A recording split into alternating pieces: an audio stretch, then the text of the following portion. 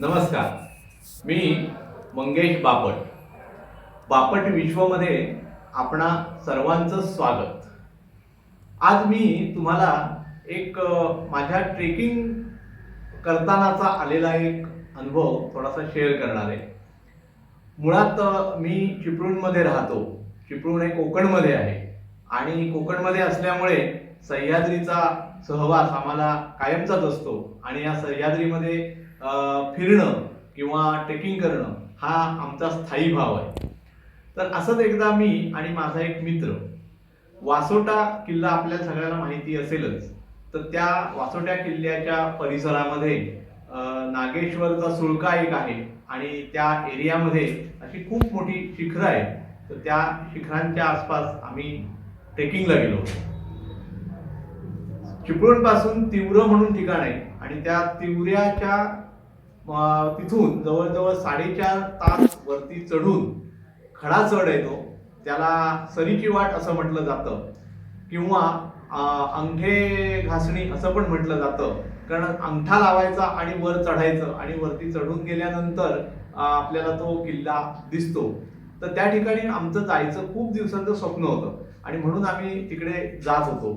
तर आम्ही तिवऱ्याला गेल्यानंतर रात्रीच्या वेळेला आम्ही तिवऱ्यात पोहोचलो आणि तिवऱ्याला मुक्काम करून तिथे आमचा शामराव कोकरे नावाचा एक याच्यामध्ये राहणारा एक माणूस आहे आणि त्याला वनमानवच आम्ही म्हणतो, कारण तो कायम जंगलातच राहतो. तर त्याला घेऊन आम्ही वरती सकाळी साधारण 7:30-8च्या दरम्यान निघालो आणि निघाल्यानंतर साधारण 4.5 तासाच्या या चढणीमध्ये मध्यावरती आम्ही साधारण आलो होतो आणि मध्यावर आलेले असतानाच मला त्या वनमानवाने आमच्या शामराव कोकरेने थांबवलं. थांबा म्हणाला, इथेच थांबा. अरे बापरे, मी म्हटलं का थांबायचंय? मला काय वाटलं कदाचित पाणी प्यायचं असेल किंवा कशाला थांबायचं असेल. तर नाही म्हणाला, थांबा जरा, बोलू नका अजिबात. म्हणून आम्ही गप्प राहिलो. त्या आमच्या बरोबर त्या शामराव कोकरेचा कुत्रा होता. तो असा भुंकत पुढे चालला होता आणि पुढे जात असताना अचानक एका ठिकाणी तो थांबला आणि जोरजोरात भुंकायला लागला. म्हणून आम्हाला त्या शामराव कोकरेला मी म्हणाले, काय आहे पुढे, तो का भुंकतोय?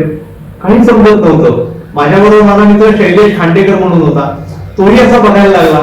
पण आम्हाला काहीतरी अशी गडबड आहे असं वाटलं, म्हणून आम्ही गप्प राहिलो. तेवढ्यात तो म्हणाला, अहो ते बघा. म्हटलं काय? तो काळा प्राणी दिसतोय का तुम्हाला? तसं म्हटलं नाही, काहीच दिसत नव्हतं मला. तर एका करवंदाच्या जाळीमध्ये तिथे एक असं काळसर काहीतरी दिसलं मला, नाही असं नाही, पण ते स्पष्ट होत नव्हतं. मग शेवटी मी काय केलं, थोडासा पुढे असा गेलो आणि बघितल्यानंतर लक्षात आलं, अरे बापरे, हे काय आहे? एवढ्यांदा काय दिसतंय?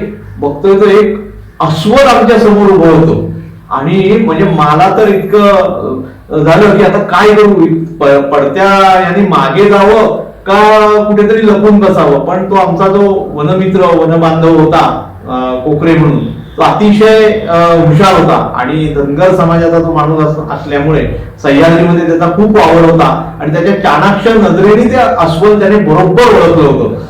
आता पुढे गेलं तर ते 100% अंगावर येणार होतं. मागे गेलं तर आपण मागे जातोय हे बघून ते आपल्या मागे येणार होतं. काय करावं समजत नव्हतं. मग त्या वनबांधवाला आम्ही म्हटलं की अरे आता करायचं काय, आपल्याला तर वर जायचंय आणि हा नेमकं वाट अडवून बसलाय. मग काय केलं, आम्ही थोडेसे आणखीन मागे आलो आणि मागे येऊन त्याने काय केलं, त्याच्या जवळ तो वनबांधव असल्यामुळे सगळ्या धोक्यांची त्याला माहिती असते, त्यामुळे त्याने त्याच्या बरोबर एक काड्यापेटी, कोयती किंवा एखाद्या हातामध्ये असलेल्या काठीला तीक्ष्ण हत्यार असलेली ती काठी, असं सगळं ठेवलं होतं. त्याने पटकन एक काडी काढली आणि पेटवली आणि जवळचा पालापाचोळा होता तिथे ती थोडीशी पेटवली. खरं तर हे वन खात्याच्या किंवा वन विभागाच्या जे आचरण करायला वन विभाग सांगतो त्याच्या विरुद्ध आहे की कुठेही जंगलामध्ये लावू नये. पण ज्या वेळेला असं जीवावर बेततं त्यावेळेला इलाज नसतो आणि तो अतिशय तातडीचा उपाय म्हणून आम्हाला तो करावा लागला होता. आणि ते थोडंसं त्याने तिथे जाळ निर्माण केलं, कारण त्याला माहिती होतं की अस्वल हे आगीला घाबरतं थोडंसं. आणि तो जाळ निर्माण केल्यानंतर अख्खा डोंगर असा थोडासा पेटत गेला आणि मग आम्ही खालच्या बाजूला उतरलो आणि खालच्या बाजूला उतरून पाठीमागच्या बाजूनी पुढे जायला लागलो. तो कुत्रा जोरजोरात भुंकत आणखीन त्याच्या अंगावर गेला, तर कुत्र्यावर त्याने हल्ला केला आणि हल्ला केल्यानंतर कुत्र्याचा आवाज एकदम वाढला आणि नंतर मात्र कुत्र्याचा आवाज बंद झाला. मग पुढे त्या कुत्र्याचं काय झालंय आम्ही वर जाईपर्यंत आम्हाला कळलंच नाही. आम्ही बाजूच्या वाटेने वरती गेलो पण मनामध्ये इतकी भीती होती पुन्हा ते अस्वल आपल्याला मागे येईल का किंवा काय करेल का. पण वरती गेल्यानंतर मात्र थोडासा धीर आला, कारण वरती आणखीन काही मंडळी वरती होती आणि त्यांच्या समवेत आम्ही तो दिवस तिथे आनंदात घालवला. आणि त्यानंतर आम्ही दिवस मावळायच्या आत वेगळ्याच वाटेने खाली उतरलो. म्हणजे जी वाट आम्ही चढून आलो होतो ती वाट न धरता बरोबर त्याच्या विरुद्ध बाजूची वाट आम्ही पकडली होती.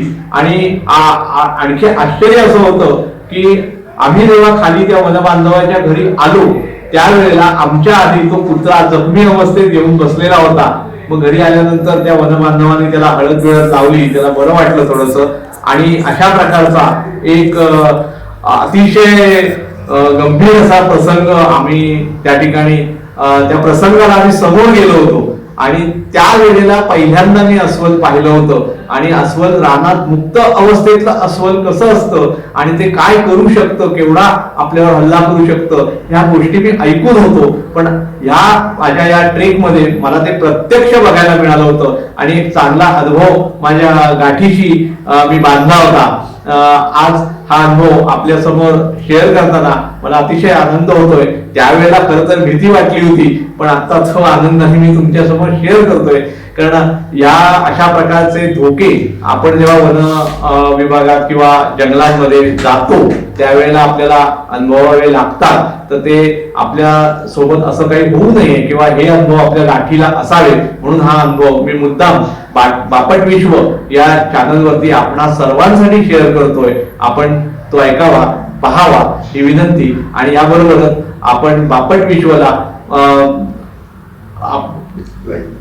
लाईक करावं, शेअर करावं आणि म्हणजे बापट विश्व चॅनल जास्तीत जास्त लोकांपर्यंत पोहोचेल. आणि सबस्क्राईब करावं अशी मी आपणा सर्वांना विनंती करतो.